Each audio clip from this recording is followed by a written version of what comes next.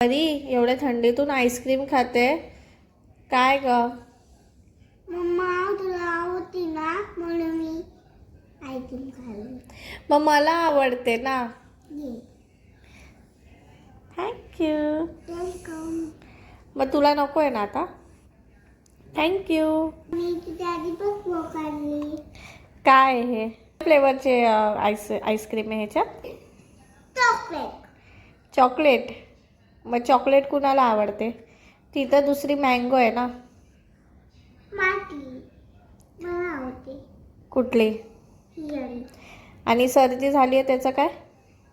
ती एक ओपन करून ठेवली आहे ती कोण खाणार? चॉकलेट फ्लेवर माझ्यासाठी आणलेलंस ना. अरे तुझे कुठला? येलो.